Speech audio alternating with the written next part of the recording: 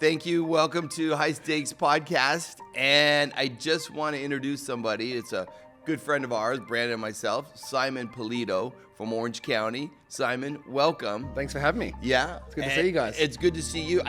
Simon, I've always wanted to tell Simon always looks so well put together.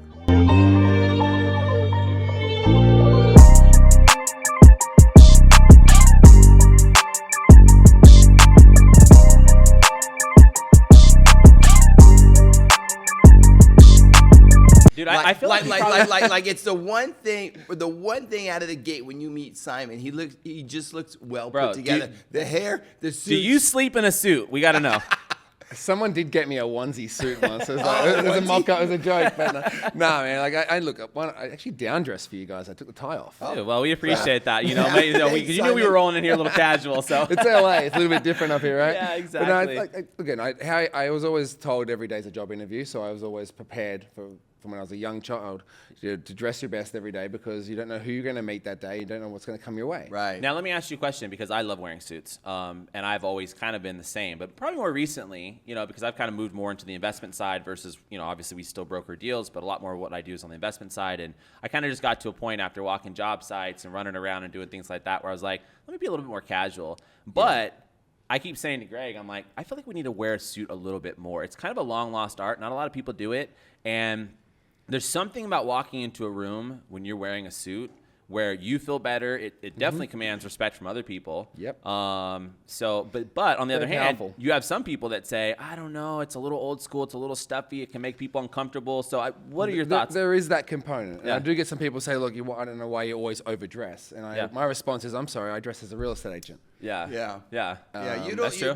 When you meet Simon and he starts talking, you feel like you're not this pompous, arrogant asshole. I'm a simple boy from Sydney's Northern Beaches. Grew up on a farm, and I think the whole package is your personality really starts coming out. But I honestly, I say this to a lot of people and a lot of people I mentor and train. I don't have it on the inside of this suit, but normally on the inside of my jackets, I used to get my confidence suit stitched into the inside lining. Your confidence suits. There you go. I used to write my confidence suit. Love that. I was raised a very shy kid who wasn't allowed to talk. Had to listen to his parents. Very By the way, there we go. I was going to say, I know it must have been a loud household. It's a very loud house. You got to have the household. respect, 100%. Have the respect for your elders and don't speak out of line, right? Yeah. If you do, you're going to get the wooden spoon.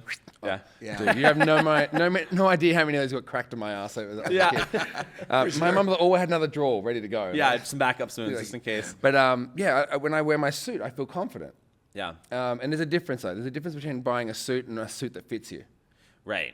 You can go just buy something off the rack. Yeah. And look, I started with that. Look, I'll be honest. My first 10 years of my career, I only had 2 suits. Yeah. And I would wash them myself in the. I didn't have any money. Wasn't born into money, so you had to make ends meet to survive. And then as I would do a deal, I'd buy myself a suit. Yeah. I'd buy myself a new pair of shoes. I'd continually upgrade my. So what do you have now? Like 100 suits or what? I've got about 40 suits. About 40 suits. Yeah, 40 I was going to say. I know you got a room in. But I've got like 5 that I like are my favorites that I mainly use the most. Of the time. Yeah, lots of handkerchiefs. Yeah. Look, I mean, for me, the flower is my signature look. Yes.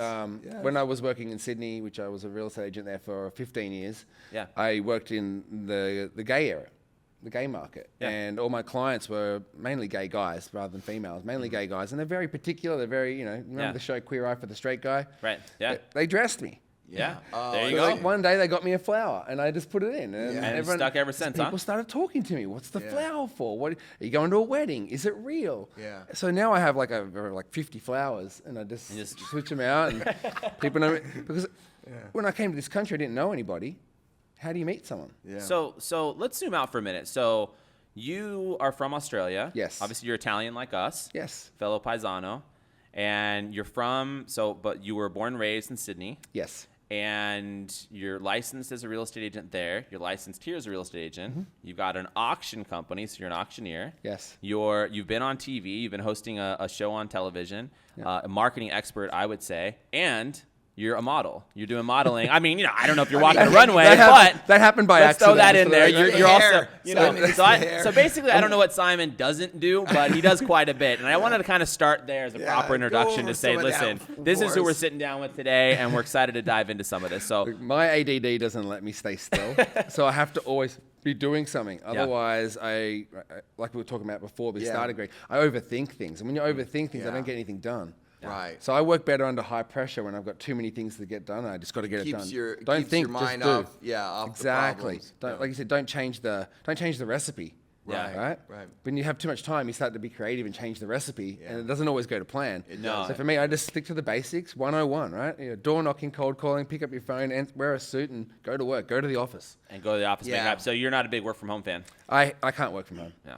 Me neither. Even now that I'm divorced and I live alone in my house and I've got a little setup there, I just can't physically do it. I'm too easily distracted. I see You'd my be TV. in there just in your underwear, eating Dominoes or something. Just Well, again, if I'm not in the suit, I don't feel like I'm at work. right. Even if I go like more casual with this, jeans and a blazer on, it still doesn't make me feel like I'm in work mode. So I don't have that mentality. You're not. You don't have that edge, even when you're talking to Yeah. people on the phone. That was the other thing we were talking about too, Simon. With this social media and all these different platforms and stuff, it's the need to look perfect. Always Looking perfect. Always. How do you deal with those type of mental stresses on It's hard. yeah. Yeah. Hairspray. Yeah, lots of mousse. Lots of hairspray. Yeah, lots of mousse. But I actually try to grow an axe. I want to look like I want to get long right. hair Yeah, like little- you. yeah. I'm trying to grow it out a little Similar bit. hair. well, come on, man. We're both Italian. You probably would have the same thing. Grow it out a little bit. Well, I did, But but- Back in the day, you probably had a long, didn't you? yeah, right. I'm not Yeah, that big old, old fro you or guys. something. But I mean, Simon, so wouldn't you say though that like even though there's a lot of pressure, yeah, of course, social media, you're out there, you're on camera, you're doing TV, you want to look good, but also I think people are starting to realize that there's a certain amount of genuineness that comes with kind of just being yourself and letting your hair be messed up one day, That's it. or your Yeah. suit be a little wrinkly, or Yeah. you spilled coffee on something, or you do show up in the jeans, and you're like, fuck it, I had to do some work today. Like those genuine moments, right? They got to slip through. It's not just they're all very- high fashion and I will be under honest, the lights. It's very rare that happens though. Well, because you're Polito. But it's not just that. My last boss I had in Australia before I moved here, actually all my bosses that I worked for in Australia in real estate, if I went to work with no tie like this and my shoes not polished and I had this much facial hair, I was sent home. Yeah. So don't come back tomorrow. Wow. You're fired. So if I wasn't at work at 8:30 on the dot, 8:31, my boss, even though I was an independent contractor, she'd message me, "Are you okay? Are you sick?" Do you 1 minute late. Do you think because you've always worked in those atmospheres, is that made you the broker that you are and the business person you are? Absolutely. Totally shaped me to who I am. At the time, I hated it. I resented my bosses at the time. I look back now and I'm very grateful for them. They taught me discipline. And that's something that I don't think is taught much at all anymore because everyone's scared of offending somebody. Yeah. You're going to get sued. Everyone's a little sensitive Sally. Yeah. And it really pisses me off. I'm sorry to swear, but it pisses me off because, Dude, if you want to get results, you've got to be the best. Yeah. And if you don't know anything, well, then you got to educate yourself. I think for you, Simon, like you're finding yourself, and you were talking about authenticity. It becomes less stressful when you're just, your authentic self. I don't know if that. I mean, everybody's their authentic self. I feel my authentic self when I'm in the suit. I feel comfortable. Yeah. So see that excludes your Exudes. exudes. Yeah, there we go. Corey, Can you spell Google that, that, Greg? Corey. Can you spell that for us? He exudes. But it comes out. Simon, those are the unintangible things that come out. When you Look, when I go grocery shopping like this. Yeah. I take my kids to school dressed like this. Do you play soccer like that?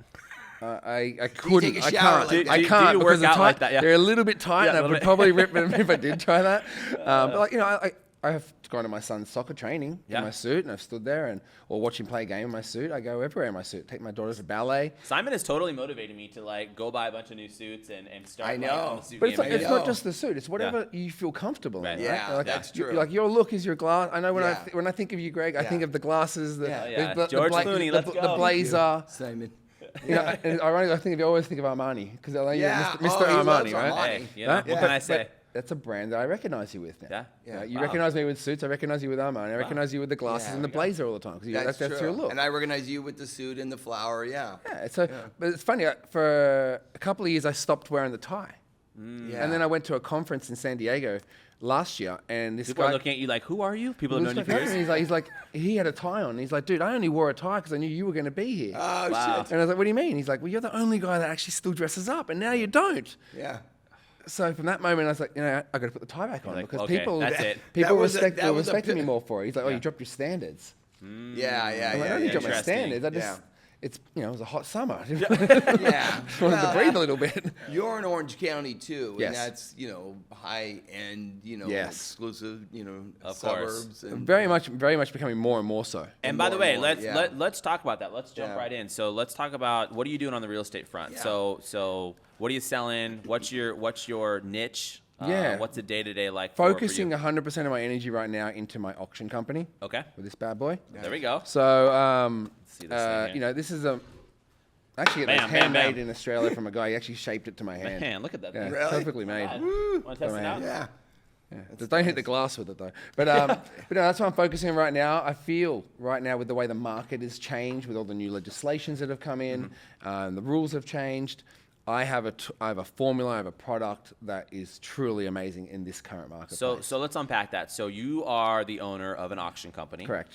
And you're also a real estate broker agent. I'm right? not a broker, I'm an agent. Yeah. Okay, but I always say broker even when people aren't a broker licensed Yeah. because it's kind of the same thing. It's more It that. is. I mean, I just don't want to be a broker because I don't want to be responsible for Of other course. people. Yeah, right. But okay, so you help people sell property, buy and sell property, Yes. and that doesn't involve the auction process. Yes, absolutely. However, you also have this niche where you go out and help property owners that want to sell their property, and you give them an option to run down and do this auction route, which could happen a lot faster. I mean, let's go into the benefits, but versus a normal sell, right? Correct. Well, when I go into a listing presentation, that's my edge. Yeah. Right?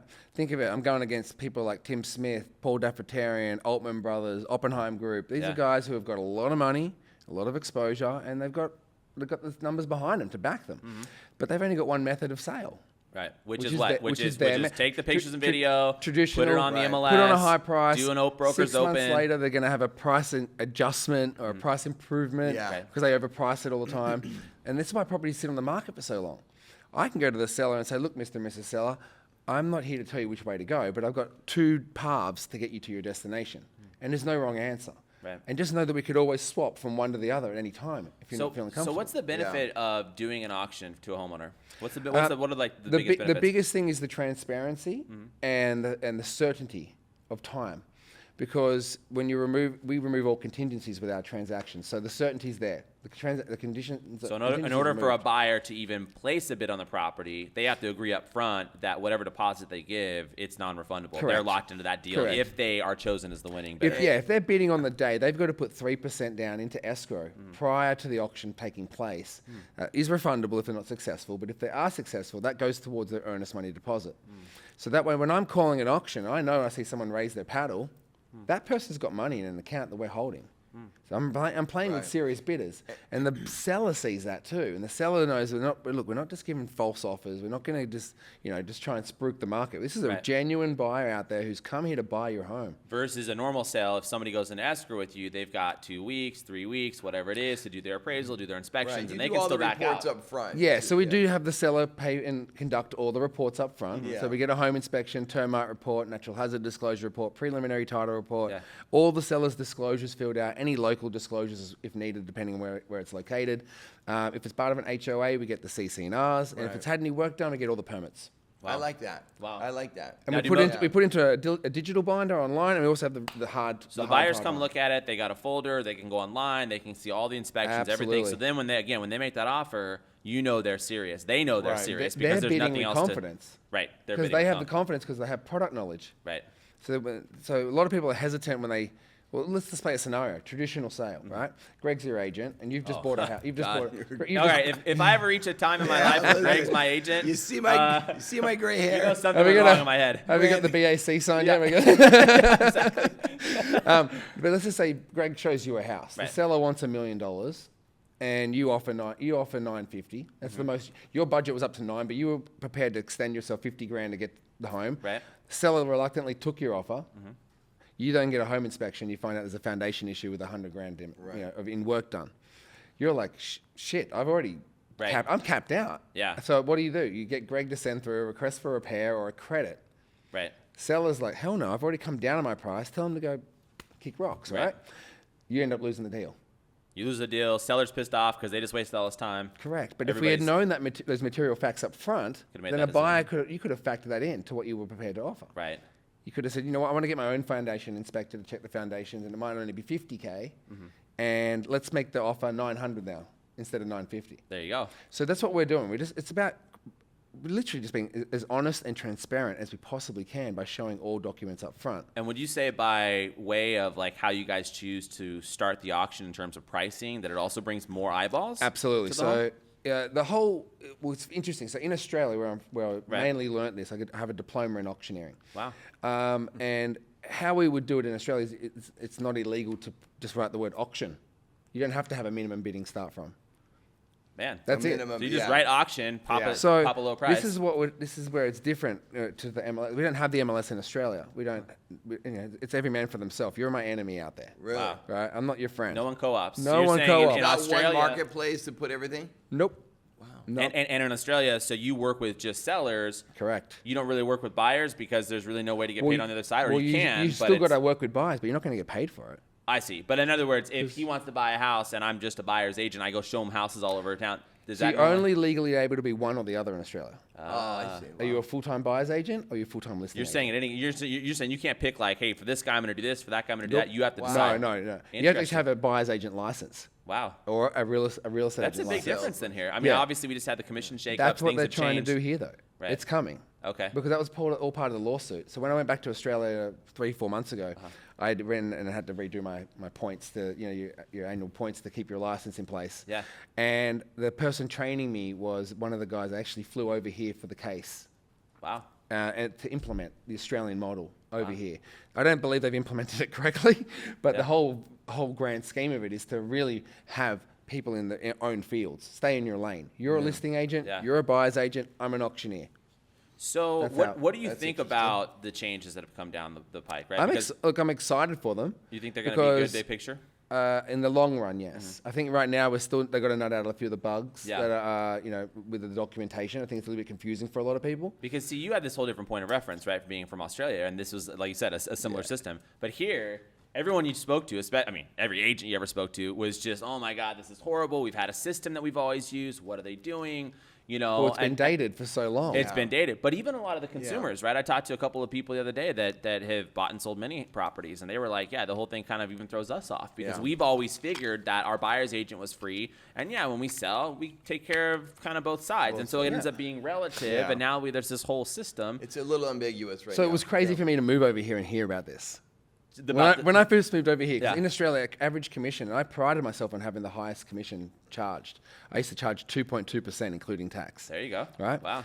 And I came here, I'm like, you can get 6%? So, like, what? Damn. Yeah. And I don't have to do nowhere near as much work as what I would have had to do in Australia. Over there? Because here you can put it in the MLS and all these other things. Yeah. And someone else is going to sell it for me? Right. And I'm still going to get paid? I'm like, no, I was educated my whole life that Greg's employing me to sell his house. He's employing me to sell his house. Right. Not just to put it on the MLS and sit back and let someone else sell it. So you think in a way our old system was a little, I don't want to say... it was an old-fashioned way. Right, okay. It allowed for maybe some laziness / it was a little bloated maybe the way it was set up. It wasn't efficient as it could be. Look at the statistics of the average age of a real estate agent in California. 56 years old and female. 56? And female. Wow. So think about it. It's a lot of the people that didn't have it as a full-time career. It was a hobby. Right. You go see old Patty. Patty, see her at the country club. Patty, I'm looking to buy a house. Oh, don't worry, darling, I'll help you out. And she does Patty it. and Darla. There you go. Done a little deal, right? There's always a Husband's Patty the and Darla. rainmaker, generally speaking. I'm not trying to be rude or sexist when I say this. This is what it was. No. Back I mean, then. I was at Coldwell Banker for a number of years, and that's what it primarily was. It was me and maybe 2 other younger people, and it was like a sea of, Patties. Older people. Yeah, and they were cool, but Yeah. Yeah, and it's hard because, I started in the industry at 17. Right. I was always the youngest in the crowd everywhere I went, but it's very common in Australia to start at a young age. Start young. And you start in property management, and every office has a property management division internally. Interesting. And that's what keeps the lights on.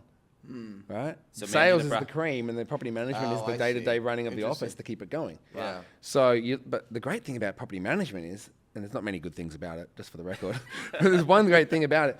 Think about who your clients are. They're landlords. And what do landlords have? More than one property, generally speaking. Right. So guess what they do when you become a listing agent? They want to go with someone who knows their property. Well, you manage their property for several years. Who knows you more know the about the tenant. property You know everything about it. Yeah. You know them. There's a relationship already existing. So they're going to, hey, Brandon, you've been managing my home for the last 3 years. I know now you're in sales. Yep. Would you be able to help me out? Absolutely, it would be. Of course. So, and you've already then got the confidence because you know that person. So, why do you think more people don't do property management here in the U.S.? It's something I don't. It's blown my mind You for can years. make a lot of money just in real estate, you know. Right. With No, sales but commission. like, So you're saying if the average agent here can make a $200,000-300 grand a year selling house? By the way, I don't know if that is the average. I would say it's probably 100 to 300 grand or something. It's a big range. yeah, but look, if you get a rent roll, if you can get a rent roll of $300, right, and you're charging 5%. and those average rents are a couple thousand a month or 25. You're depending on where it making is. making a good consistent income. Just coming in every month. That's consistent. I honestly think sellers aren't as loyal as they used to be. You know, we've sold property that had property management. I'm sure it was a real estate team too, but you know. The problem, I don't know why it hasn't been implemented here into offices. Like you look at Keller Williams, Coldwell Banker, EXP, all of them. Yeah. Every one of them does not have an internal property management division. They all they all outsource it. It's outsourced to a property management specific only. Yeah. And a lot of sellers, I mean, I hear so many horrible stories here from sellers about, the tenant skipped out on us, or we couldn't do this. I'm like, well, where's your property manager? Oh, we don't have one. We're not paying for that. Yeah. Yeah. Well, I'm sorry. You made your bed. It's interesting because as you're saying that, obviously Greg and I with our apartments, and we do a lot on that side of things. But on the residential side, it is pretty common for someone owns 2 or 3 houses and they self-manage it, and the realtors, they just do sales. And so you're right. There is kind of a gap there. There's this thing where it's a tax write-off though. Use it. Right. Yeah. Yeah. There's a full tax write-off. Yeah. And you got someone doing your bookkeeping for you. Mm-hmm. So it's just making your life easier. But a lot of people don't see the easiness. They just see the 5% that's coming out every month. And like, well, I'm losing. I'm giving them money for doing nothing. Yeah. Well, they do inspections. They go around. They check up on the rent. They make sure nothing's done wrong. And if the tenant's late, they give out the right notice. You sound like you're trying to get in the property management business over here. I'm just wondering, is that coming or what? I mean, look, it's an option I've thought about, to be honest with you. But I think there's just not enough regulations around it here. It's so many unknowns because no one does it. So that's how I started. Got into that. Went into sales. And then I got out of sales and went into being a buyer's agent for a company, and I was chasing the mining boom around the country of Australia. Yeah. So I actually didn't leave my office, but I was buying homes in like the middle of nowhere in the country. Literally middle of nowhere, like population 100 people in the city. Wow. And I would buy these homes for $20,000 to $50,000, and I'd have a whole register of buyers that I would just slot in, assign basically. Okay. And I'd charge like them an assignment fee of $5,000 per property. Yeah. Well, I was turning over 10 to 20 properties a month. Wow. And $5K That's a not pop. bad. What year was pretty this? good money. I was 20 years old, making more money than I could make. What year was this? 2003, 4 or 5, 4 or 5, 2003 or 4. Yeah. And then I got bored because I was literally just with a headset on all day in front of a computer talking to people, and I missed the physical interaction with people. By the way, and I kind of know what you mean, because when I first started my career, I was a loan officer for 2 years. And that was what I did, right? Because I just graduated high school. It was summer, and I was like, F college. I barely made it through high school. There's no way I'm going to sit in front of another teacher again. Absolutely. And so I'm like changing oil and doing a bunch of nasty manual labor and stuff, right? And my buddy comes up and he's like, hey, my older brother works at this company, and they do mortgages, and they're looking for people to hire. And I'm like, okay, what's a mortgage? Like at that point in my life, I didn't. Even though I grew up in a real estate turning point right there. Yeah, I grew up in a real estate family, but when you're 18, okay, mom and dad do real estate. I'm not really even sure what that means, but so the point is like I got into loans, and I know when you talked about that a minute ago, because I made pretty good money the first couple years as a loan officer too, but it was kind of like I'm just sitting in there in front of the computer all day, and there was something that wasn't there. And for me, same thing. I went into real estate sales, and it was like, okay, now I'm out, I'm shaking, I'm moving, I'm making things happen. And for me, I'm much more of a personal interaction guy. Yeah. Like if we were doing this podcast on Zoom, it would have nowhere near the same effect. Yeah. I probably would have said no to you guys. Right. But that's the difference. So that's just I just feel there's a lot of changes that are going to happen in this marketplace. Yeah. That's why I'm also focusing on my auction side right now. I'm going to let everyone else make a mistake and be the example. How hard has it been to build an actual auction company here? Incredibly hard. Yeah. What have been the biggest obstacles? Funding. For one, because you need a lot of capital to get capital intensive as far as marketing the properties, or more marketing the company, right? Yeah. The overheads of just keeping all the software and the equipment that we have. Yeah. And you have a staff, right? We have staff as well, right? And that allows me to be he here might be right now. Looking for a position. Working. Would you hire Clooney? Absolutely. Or no? I'm always looking. Bye, Brandon. Please what hire. I say? We're always hiring. Even if we're not hiring, we're always hiring. It's been a challenge in just how do I also say it? it's hard to get in front of established agents. So I didn't want to work with bad agents. I wanted to work with good agents, right? Mm-hmm. Because if you work bad, you're just going to be in an uphill battle the whole time. But you want to work with good ones. Well, good ones already have a system and a formula that's working for them. Right. And then normally a little bit of ego and pride comes into play when they're at that level. Mm-hmm. So it's been very challenging as far as growing it and getting the right people. On board. Yeah. We've had some phenomenal success. I've been doing it in this country for 8 years. Mm-hmm. And I've had my company now that I have now on my own, I've had for 5 and a bit years. Okay. I had another company prior with a business partner, and that just didn't work out. Yeah. That's all I'm going to say about that. Right, there you go. But you know what? I'll give that partner credit to a certain degree and no more than that. He was a leader of 10 officers, and he put me on stage. He, in front of every officer, said, hey, guys, you guys need to meet Simon. Here's a product you need to use. Use it. Yeah. Wow. That day I listed 3 properties. Okay. There you go. That got my career started here as an auctioneer. Do you think, I mean, we've been in a lot of partnerships and we're partners now, but, you know, over the last handful of years, we've done a number of different businesses. And do you believe that it's better to have a partner, even if sometimes it doesn't work out, or have a couple of partners? Do you think you can get farther with people, or do you think sometimes that's not all it's cracked up to be, and it might even set you back if it's the wrong partnership? I think it's a combination of 2. If you're on your own, you've got to have a lot of confidence in yourself. Yeah.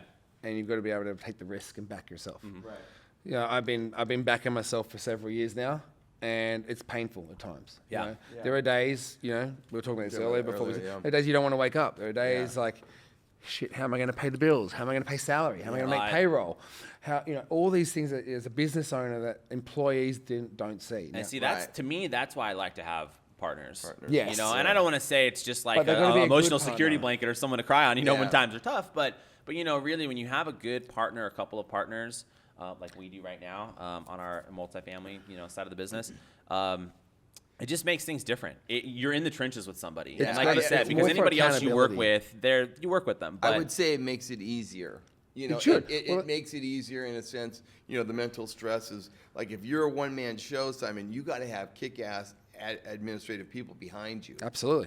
But it's still you absorbing all the. And that's been my challenge, is trying to grow and expand. Everyone wants Simon, and look, it's a huge compliment, and I'm humbled to hear that people want me. Yeah. But physically, we want you, Simon. Like this Saturday, for example, I've got an open house in Inglewood. I've got an open house in Marietta. Right. Okay. And I've got another open house in Irvine. Yeah. And so how can you be in 3 places at once, right? You know, people, and I've got to try and make that happen somehow. Yeah.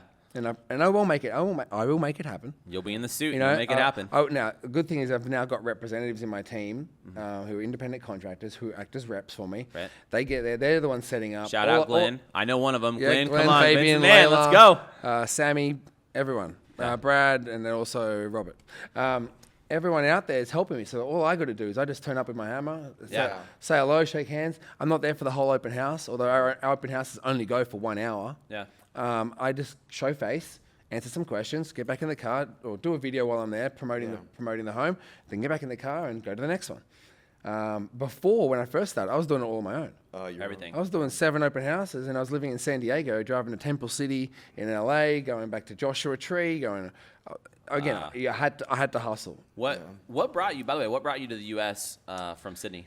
So when I was married, my ex-wife was pregnant with our first child, and she had come to Australia to study her master's in nursing. And what would have costed me as a local resident $20,000 cost her like $150. Wow. She was a foreigner. So when she got pregnant, we had a strategic plan that if we get our kids dual citizenship, they'll have college accessible to them at local prices. Right. Yeah. British and or American system, whatever you want to do. Yeah. So the whole reason for moving here originally was to give our kid at the time, child, a better future, and our kids a better future. And that was the reason for it. Now, I will say this. I'd been to the States. I was coming here every 6 months with my ex-wife. There's a big difference about coming as a visitor and coming and actually being here full time and realizing where you actually really are. I worked in the red light district in Sydney for a very long time, most of my career in real estate. The red light district. The red light district. Is that what it sounds like? It's exactly what it is. Okay. I would collect rent. I don't know if it's like some high-end red light retail or if it's like the Amsterdam, the lights on knock or something. I don't know. I've never been there. Kind of a little bit like that. Over there, I mean, I knew all the strippers and the prostitutes and the escorts. They were all on the street. I collect the rent. I was the property. I would get the rent from all the strip clubs, the massage parlors, the drug dealers, or the nightclubs. But upstairs were the wealthiest people in the country in these high rises above them. Like a mini New York, if you will. Okay. Right? You had underground clubs, and then on top you had high rises with the best views of Sydney. Wow. You know, multi-million-dollar apartments.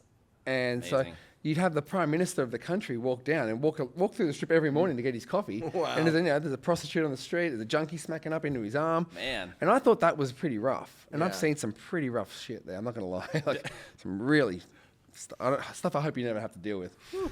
And I came here and I'm like, holy shit, I just came from the safest place on earth and I'm here now. Exactly. Like it was a real eye-opener. I'd never seen so many homeless people in my entire life. San Diego at that time when I moved here was going through a real tough time downtown. San Diego was for a while. And I've never lived there, but just from even going there from time to time, it seemed like it was bad for a while. It's gotten a lot better though, It's definitely, much better. Since COVID, everyone moved from the Bay Area down to San Diego. Interesting. San Diego was second behind Phoenix as far as where everyone was moving to. You know, my problem with San Diego is just that I'm a little more high strung. I go to San Diego and it's just a little too chill for me. But I kind of feel the same way about Orange County now. And I know you're an Orange County guy. Because people are always like, "Why do you live in LA?" And I'm like, dude, I don't know. I need the sizzle. And honestly, there's so many things I can complain about, and I do once in a while. But at the same time, it's like I need to be in a kind of a bigger, little bit nasty of a city. I don't know why. It shuts down a little early during the week. Oh, look, I live in Irvine. Yeah. Everything is perfectly trimmed every day. There's not a leaf on the floor. Yeah. And it's pretty nice. As nice as it is, you just almost want something to go wrong just to show that you're in reality. Thank you. Yeah. I'm sorry. Thank you. The plus side of it is it's incredibly safe for my kids. Of course. Yes. I take my kids to school every day. There's no metal detectors. There's no fences. Yeah. You literally just walk over the grass hill and you're in the classroom. By the way, how school should be. How I had it at school. How we all should have had it. Yeah. It breaks my heart to see what happens at these schools, and it should never happen. But I know I live in one of the safest areas in the country, which gives me somewhat comfort. Yeah. Having said that, like I said, I was in Inglewood on last Saturday doing an open house and cleaning up glass because someone broke into the home. And there's glass everywhere, and it was an empty home, but it was staged. So they thought they thought someone lived there. So they're gonna bust in and steal some shit. They ran for every closet, but there's nothing in it. The whole house is empty. So they didn't actually take anything. Not even the stage stuff. Wow. There's just glass everywhere. But like, for me, it's less like, oh shit, where am I? And I go outside, and there's sirens going. Oh shit, sirens going non-stop, back and forth, back and forth. And I'm like, man, I never had to experience this when I was in Sydney. That's funny. It's a huge eye-opener. Yeah, big eye-opener. But this country's been good to me. When I moved here in 2015, actually October 1st, next month, will be 9 years exactly. October 5th, sorry, will be 9 years. And are you a citizen now? I'm in the application process at the moment. I want to bust you out if you like snuck in or something. So if what kind of time frame have they told you a time frame? Well, I already submitted it once, and they declined it. For no reason, and then so I had to resubmit again, and now it's like a 12-week wait time. Okay. I submitted, I want to say, like 3-4 weeks ago. I just would have thought when you guys got married that you would have gotten instant citizenship. Is that not the case? No, my kids did. Yeah. I didn't. Well, I mean, that's good. At least they did. I don't. Wow. See, that's the kind of stuff I don't get. There should be something a little bit better in the system that makes sense. Of course, everyone can be on different sides of whether they want, people just pouring in constantly. But, the point is, in a situation like this, you marry someone that's a citizen, you're saying, and you're a hardworking person that's not a criminal. Well, that got me the green card though. You came with the green. I see. That got me the green card. Oh, that got you the green card. Yeah. Okay. Marrying a citizen got me the papers, card. if you will. But they're still test driving you. They're kind of still figuring out. Look, I came in Polito around. They don't really know. I don't know who's going to watch his suits, but we're just totally not quite sure. I came in on a travel visa when I came here. Oh wow. And I just overstayed my travel visa. You accidentally slept in for like 2 years. Well, I found out that if you applied for your residency while you're in the country, you're allowed to stay until they process it. Oh, okay. If I applied outside the country, I would have had to stay out until they processed it. Oh, wow. So, and then having my child, my oldest Elvis, born here. When I remember going to the interview, stud, and they thank you. Yeah, he loves you, Uncle Brandon, man, and Uncle Greg. Cool we had a great time at the game that day, by the way. And I lost my whole train of thought just then. Green card. We had the interview to get my green card approved. You're sitting in there in this little tiny they tell room. You they to got a bring big light on you. You're just sweating bullets. Dude, they want videos. I'm so nervous. They want footage. They want photos with dates on them of when to prove that my relationship with my ex-wife was a genuine relationship. Wow. So we had like a stack of like 400 photos. I printed them all out, wrote dates on the back, wrote a little like spiel on the back of where we met, why we were here. Lady just looked at my son. She goes, "That's your son?" I said, "Yeah, he's born." She's like, "He's adorable. You're in." Oh, no way. There we go. I got lucky. Yeah. I got lucky. I That's was in the right place fantastic. at the right time. But I was like, damn it, I put all that hard work in this images and photos. But I couldn't tell my family or anyone in Australia that I was moving here.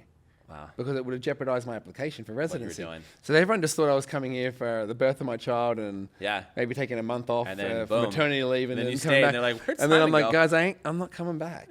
Now, it's a cool story that come with that. My ex-wife, when we moved over here, she left a month before me because she couldn't fly after a certain date because she was pregnant. I knew I had 1 month to sort out all my shit, get it all done. I sold $48 million in that month. Wow. Worth of real estate. 48 48 million Let's in go. one By month. the way, I want to stop for a minute on that. Yeah, exactly. How does it feel Where's to the sell? champagne?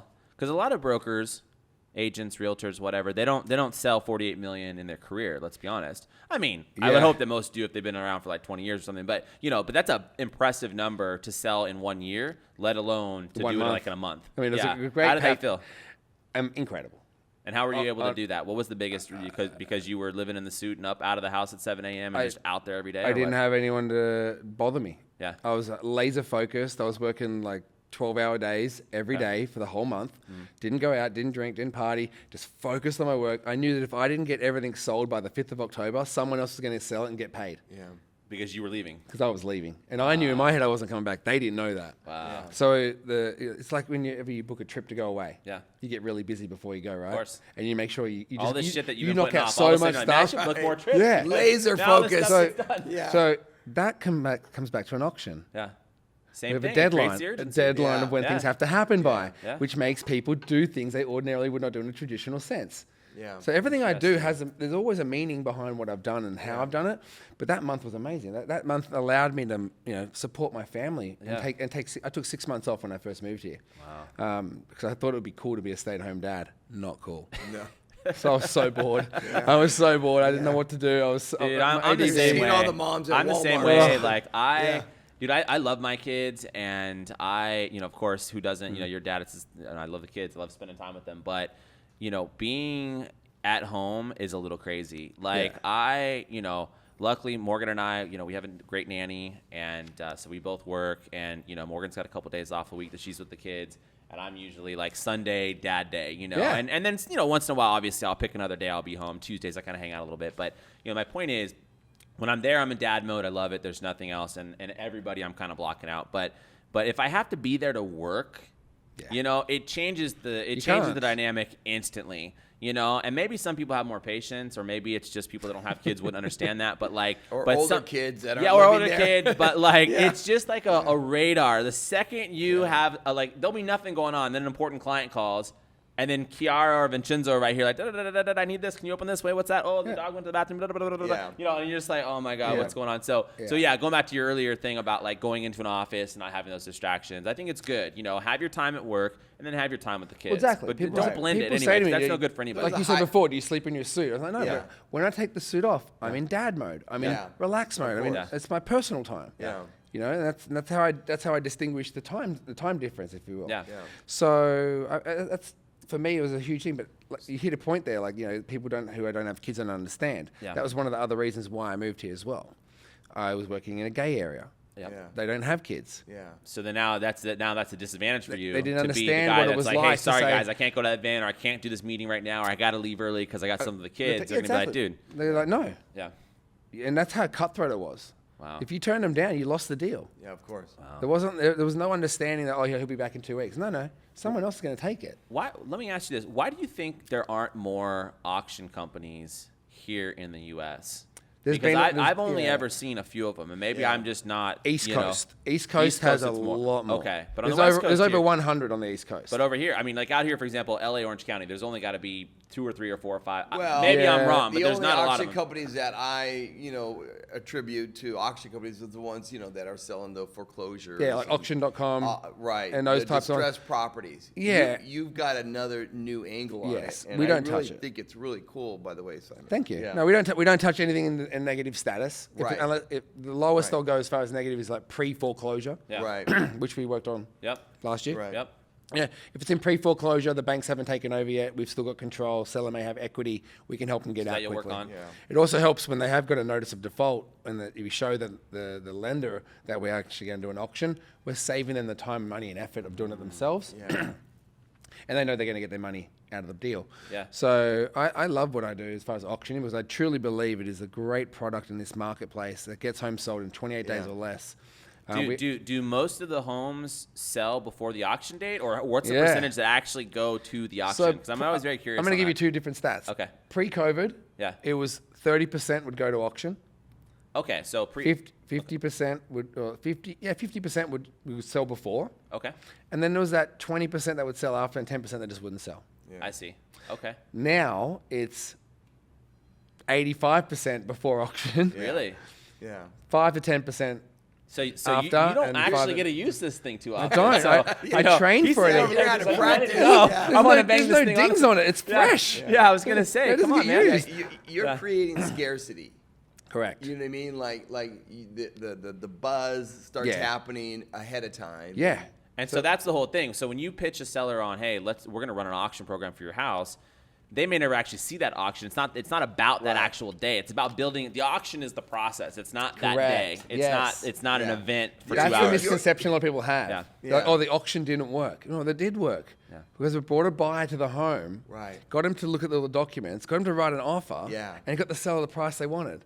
So the auction worked. did work. Exactly. You're making buyers do what they normally wouldn't do in a normal process. We're creating attraction, Exactly. right? And I say Yeah. to agents, I want to make you an attraction agent. Yeah. Well, how are you going to do that? Well, I'm going to put a sign at the front of your listing that says auction. That is his auction. That's going to create so much curiosity. Buzz. So, okay, so let's say I'm an agent, I work at a Coldwell Banker, and I've got a listing appointment coming up, and I feel like I don't want to say in a rut, but my last handful of listings have kind of gone the same way. They're just going on the market. They're kind of sitting. I need an edge because I'm going up against maybe some bigger, listing agents that are going to be pitching the same seller. And I'm like, damn, but I don't own an auction company. So what do? Do I have the option to call you Absolutely. and say, Simon, Yes. help me out, man? Help me. You ring- How does that work? How You ring me or our office, Yep. and there's a form I can send over to. You fill out the form. There's a little questionnaire about the property, just to make sure we're not all wasting our time. Yep. And then at the bottom, the last question is times of availability to have a meeting. Gotcha. You put 3 times in. That way, then one of those times will definitely work for all of us. Yeah. I'll be there at the appointment. So you'll actually go to the listing appointment with them, help them land the deal. Yeah. Now they look better because they're showing up and bringing something else of value to their Absolutely. potential client. Absolutely. And you guys are basically working hand in hand Yeah, well, to it's a partnership. Yeah. to list this property. Correct. And they don't have to invest in all the infrastructure and all the headaches that you've had to invest in No. of setting up an actual auction company. I've already but they done get it. all the benefits of walking into the room and saying, hey, here's my partner Simon, and we're going to do this auction program on the house that none of the other brokers or agents you're talking to are going to offer you today. Correct. Yeah. Wow. Correct. That's exactly what Yeah, it is. it's a unique situation. You're different. You're different. How from do the you others. how do you put yourself in a different line of light Yeah. when everyone looks the same? Yeah. Exactly. Yeah. Yeah. And that's why I say it's one of the reasons why I dress like this. It's one of the reasons why I talk like this. Yeah. Is because I Can you get a damn tie on right now, please? I can't look at I you without can't a tie. even look at you, Come on, Simon. Simon. I'll just sit here like this. I got 2 in the car. Yeah, But exactly. not even everyone. It's popular. No. Yeah. But it's about creating an awareness. But the biggest thing that comes with it is education, and there's a massive lack of education on the product. Yeah, that's- or misconception. Misconceptions. Right. I would say that was probably your biggest hurdle is just the Yes. education part. Yeah. But the competition kind of goes away because you're just different. You know what I mean? If you can get past that education, and I think it's going to get easier and easier for you. Okay, but Simon, I got a question for you that you have to. I'm going to start asking this every podcast. Oh. Okay, so if you had to give your younger self one piece of advice, what would you give yourself? What would you say to yourself to make everything else easier? How much younger? Yeah.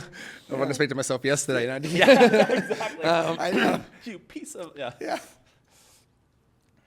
Something my grandfather taught me. Yeah. The materialistic things in life one day won't matter to you. So why do they matter today? Yeah. Think about that. That's good. I lost a lot of my money buying shit I didn't need. Yeah. Yeah. For people who didn't give a shit about me, Yeah. to try and get approval from people who didn't even know me. who For- probably won't be at the funeral, right. right? And Brent may not even know you up until that point. Yeah, Exactly. Yeah. And I've cheated death a few times in my life. Yeah. Actually, 2 weeks ago was 24 years since I was actually in a coma dead. Wow. So I've had the experience. You were what, like brain dead? I was in a coma for 4 days in a coma. I had caught a meningitis meningococcal from sharing a drink bottle playing soccer. Are you serious? Yeah, so I was dead. I didn't know if I was ever going to come out of it. I had to learn how to walk again. I got a second chance at life. So you literally shared a bottle with somebody.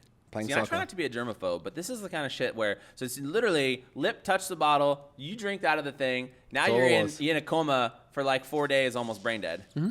Wow. Yeah. That's insane. But to your question, a younger self, that moment I realized who was around for me. Yeah. I was in my last year at high school, but the people I thought who were going to be there to support me, be there, and come and see me and make calls and send cards, didn't. Not there. And the ones I had never ever thought were going to do Were it there. were there. Yeah. And that Isn't that moment funny? is when I realized like I've been wasting my time with the wrong people. Yeah. Do you think people generally just think they have more time than they do? I mean, I know it goes back to the bigger picture of like life and like the cliche, like life is short. Really? But I feel like a lot of... I'm running out of time.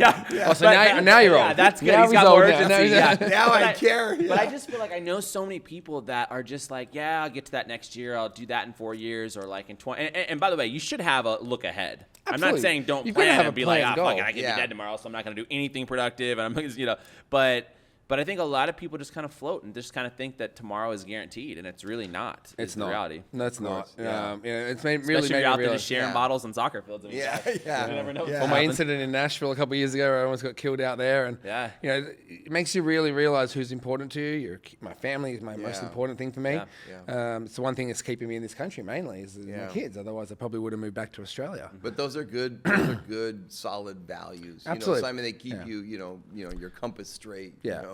I wish Yeah. I wish I'd put more money aside in the past Yeah. Yeah. because when By the way, you're bringing up a good point. We were talking about this a couple weeks back, but obviously we've been in the real estate business for a while. I think 20 years, each of us, and beat worked. ya. Yeah, 20 you beat us. I got 23. Son of a gun. Oh, mine was 24, Brandon. Well, and so, but if that's the case, what I'm about to say is true. That we know a lot of real estate agents that have made great money, ourselves included, over the years, right?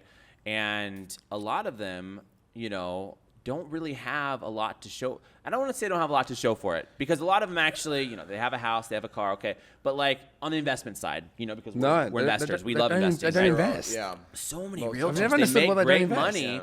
but they don't own anything. They don't own a rental property. They've never built. And the tried day to they build stop anything. calling on the phone, their Yeah. business dries up completely, and they've got no income coming in. That's a scary place to be. Yeah. Like, Very I scary. make a lot of money, but yeah, exactly. The second I have to stop working, then no It's income cut comes off. in. There's- But I just don't understand that agents in particular, because they're surrounded by all these clients that are buying It's a property mindset. and investing. Yeah. They see how these things are done, Especially but in Orange they County. don't like to take the step themselves to do it. They- Yeah, they're- I've noticed it a lot more here than I have in Australia. Yeah. That don't do it here. Yeah. And I've never understood why. Because Yeah. like people ask me all the time, would you invest in California? And I say no, I wouldn't. And they say why? I said, well, if I can put my money into another country or another location, which I Yeah. know is going to have better capital growth, Yeah. a consistent income coming in. And if I'm in California, I've got to worry about rent control in some Yep. areas. I've got to pay property taxes. Yep. Yeah. And you're only looking at a capital growth of anywhere between 2 and 5% on average. Typical here. rents. Yeah. In Sydney, you're seeing between 7 and 15% every year, year Wow. over year. Do they have rent control in Sydney? No. Wow. No. So that's like They have housing commission, and that's all we have, like Man. for underprivileged families and whatnot. But there's no rent control. Interesting. If you can't afford it, don't live there. Don't live there. And people somehow Not find our some of these problem. cities, people just somehow find a way to keep affording it. Yeah. It's Well, crazy. It's crazy. I mean, if Well, you're an I'm investor, you imagining buy it's it. still less than Los Angeles and Orange County. Australia's a lot more expensive, actually. It is. Yeah. Wow. Just was with gonna say, the yeah. currency conversion, it makes it look a bit cheaper. But Yeah. I mean, And it's- inflation's very high in So Australia. what does It a is. nice apartment cost to rent in Sydney? I mean, I would sell 1-bedroom apartments with no parking for $1 million. Yeah. That was 9 years ago. Wow. They're now $2 million. That's before. Yeah. Wow. You can't buy a house in Sydney for less Wow. than $2 Well, million. Yeah. Scarcity of supply, because Even where my grandmother lives, she's not in Yeah. not in one of the nicest areas. She's in like a rough area, like the Compton of Sydney, yeah. if you will. God bless her. And her house, I never ever thought I'd see homes in her street go for over $1 million. And they are, huh? They are now selling all for over $1 million. Wow. And I'm just like, is that how? sustainable, Simon? Sydney, Australia is the only city in the entire world that's had consistent growth for the last 50 years. Yeah. The only city. Wow. We didn't have a recession. Interesting. I worked in a suburb known as the recession-proof suburb. We had three. I launched the most expensive development in the country of Australia on the day Lehman Brothers folded. That was 2008. 2008, That was September 2008. September 2008. Okay, yeah. And it was again. I was young. I was 20 in my mid 20s, Yeah. and I had no idea what was really going on. Right. Man. I'm like, what do you mean? And everyone's like, look at the news. Yeah. And for us in Australia, it wasn't just about America's crisis. It was about the Europe crisis with Greece. Of course. Right. You know, the huge issues with the Greek banking Banks, systems, and yeah. no one would save them. And we called it it was called the GFC in Australia, the global financial crisis. Over here, you guys call it the Great Recession or whatever you called it. Yeah. something Yeah. like that. I've tried to block it out a little Yeah, bit. but like we were I don't watching, think about we were it. watching it all unfold in America, and like cash for keys, and Yeah. just leave your key in the front door and walk away. And we're like, what the hell It is was that? an interesting time, by the way, because Yeah. I just got into real estate a few years back because, I started in real estate in 2005, and it was all of a sudden, it was like, same thing, like a housing price can go down. Like it doesn't just magically go up every month. And it didn't just Yeah. go down a It little was bit. like It cut went, in half, lot. basically. Yeah. Yeah. Yeah. That was interesting time. yeah, and I mean, I kind of want to see that again, but I don't want to see it again. Like I course. want to see it just so I can experience it, but Yeah. not actually experience it personally. Of course. Obviously, or anyone. Yeah. I don't wish bad on anybody, but I think this market in this country definitely needs an adjustment, and Yeah. we're seeing it already. I'm definitely Well, seeing a yeah. pivot and a shift on Are some you properties. seeing prices start to pull back in some of what Yeah. you guys are doing? Yeah, Because we're kind of seeing the same thing. It feels Yeah. like prices haven't pulled back substantially, but they're pulling back enough, and then sellers are becoming a little bit more open to paying some concessions and to, Yeah. it's not the thing like the neighbor sells for $1 million, so now I list for 1.1, and then I get an overbid at 1.2, right? Like that was the market we were in, Yeah, yeah. right? Now it's like a little bit different. I feel like. Now I feel like the market's come back in some areas as much as 10%. Yeah.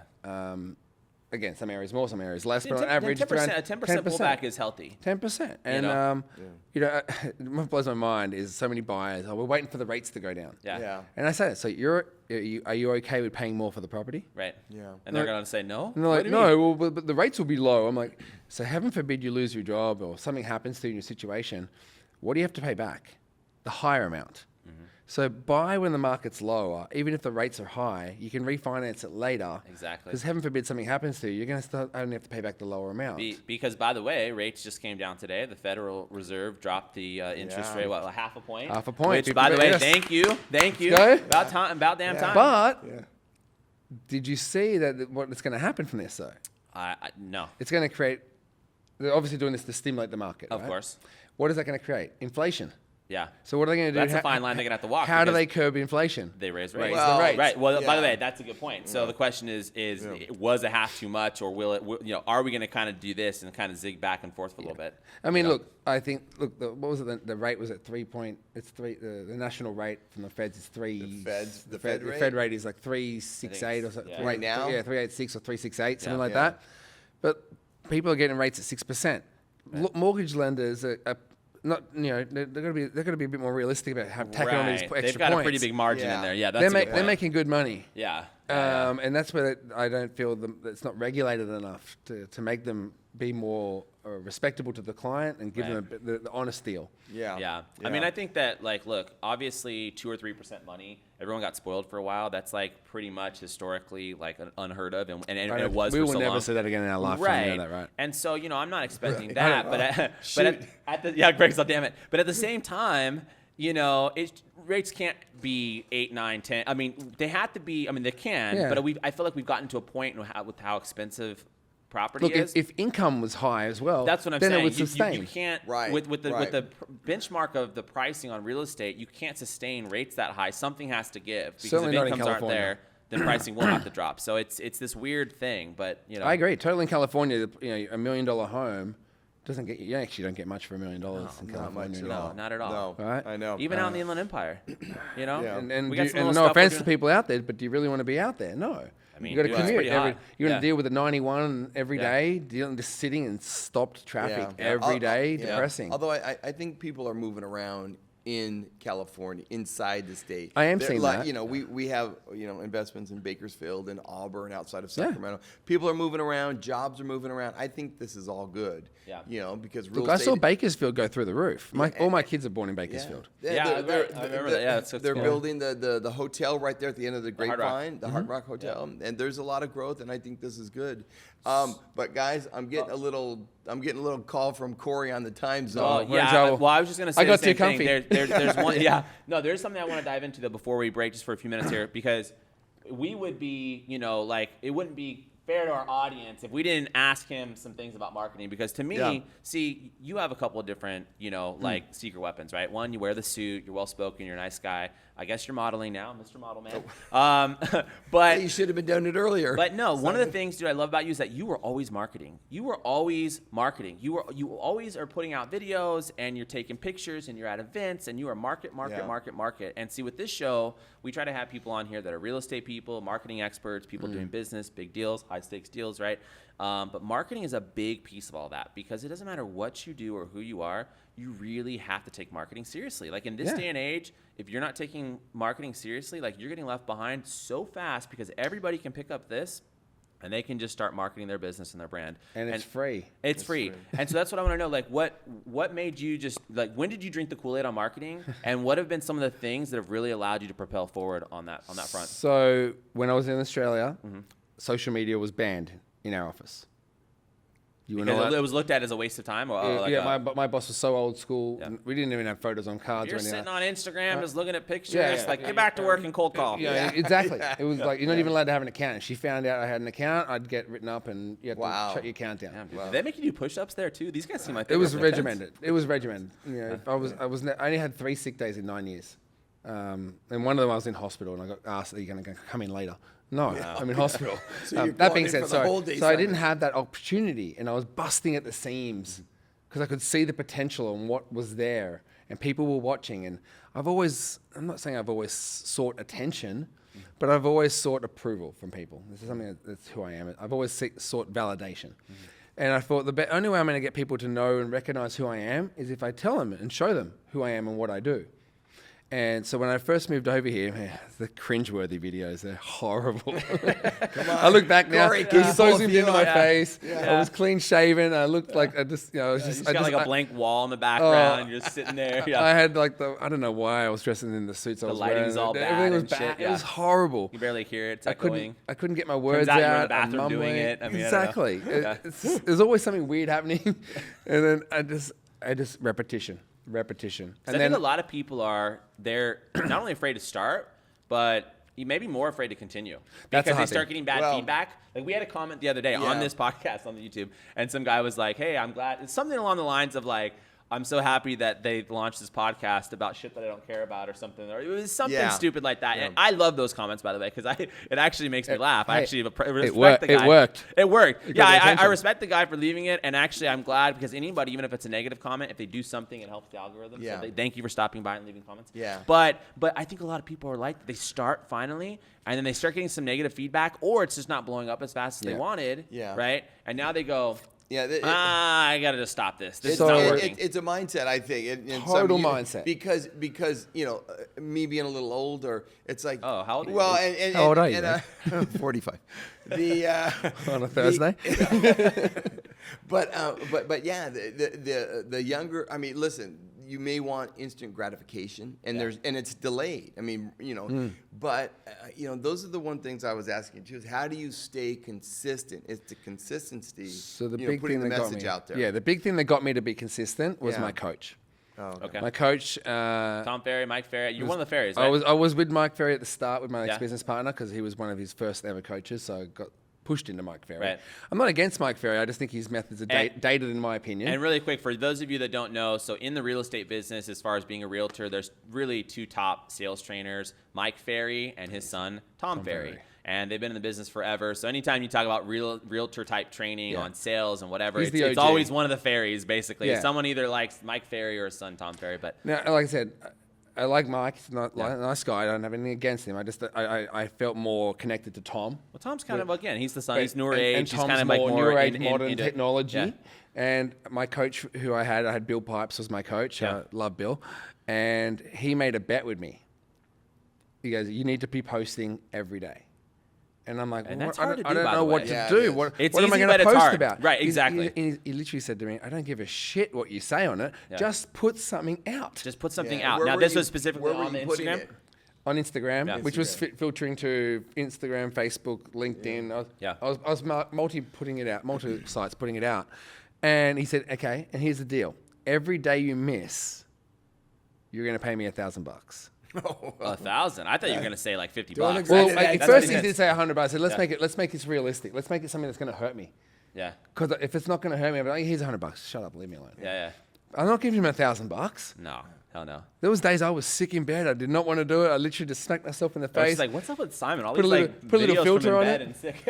Put a little filter on it so it didn't look as bad, and put a background on, and I was good to go. So how long did it take? So by the way, I love the fact that you love that you were okay getting mentorship, first of all. Absolutely. Because we're big on that. Yeah. We believe there's so many people like, again, they look at mentorship as like, I don't want to pay somebody for that. I don't know if that person's going to help me out and get me to where I got to go. And you a lot might of get it a is- bad coach. You might get a bad coach. But a lot of it's also you. You got to put in the work whether you have a coach or not, right? Correct. And I love that you did that. And how long did it take you, though, to start getting to where you are today? Right? Today, you have a big social media following. Yeah, it took a and there's all while. kinds of things going on. I assume you get a lot of business from social media. In fact, I'm pretty sure that's how we met on social media. We met We've on done social business media. together So now, it made clearly- money together. It clearly Is worked. that it? Yeah, so we Yeah. made money together, and we're podcasting, we're buds, but we met over Instagram. Yeah. But I mean, how long did it take you to go from having 300 followers to actually having like a built-up social media where you're getting business, you're doing It deals? took a good 7 to 10 years. 7 to 10 years. Yeah. Wow. By the Now, way, it people probably don't- would have happened quicker if I knew what I was doing. Yeah. But I didn't know what I was doing back course. then, Yeah. and it's just I will admit at first I did buy 20,000 followers. Yeah.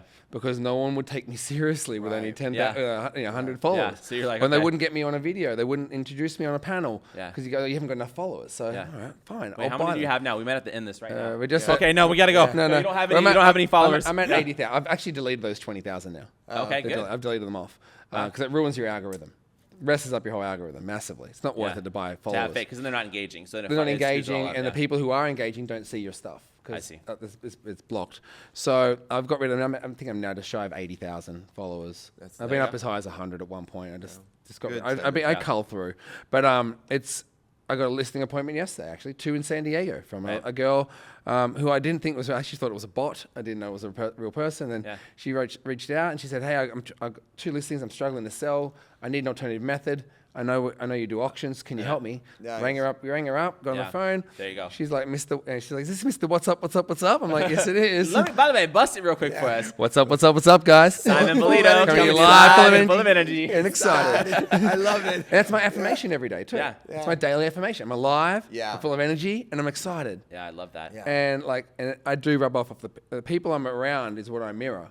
If Yeah. I'm with Debbie Downers, I'm gonna be Debbie Downer too. 100%. But every time I'm around you guys, I'm always happy. Yeah, I'm yeah, That's what we do, man. We have a good I time. forget what I want to say because I'm just too excited to say it all. You bring a lot of energy, Simon. You just But do. you need to. Yeah, you do. But You do. it's not easy. I suffer from depression and anxiety. Yeah. You know, You Yeah, have down you days too. too. I have my dark days Yeah. and where Yeah. you can't get out of bed, you can't breathe. You think it's important during those dark days or those tough days to just push through it, or you think We were sometimes t- it's better It's just real to kind of tough. even Talking take about a that second, earlier. take a Yeah. second to just chill and then come back the next day stronger. It's really tough if you don't have someone to make you accountable. Yeah. So if I didn't have to take my kids to school in the morning, even this morning I didn't want to wake up. Yeah. I was like, I And don't want to you're- wake you're- up. I just you're- want to I'm stay. glad you did. I'm glad you showed up. No, here, but man. again, I knew in my head, one, I got to get to LA, but 2, I got to take my kids to school. Can't let my kids down. Yeah. So no matter how shitty it is, Yeah. shut the fuck up, soldier on, So Right. people get it will done. just have kids and they'll get more shit done. Is that what you're saying?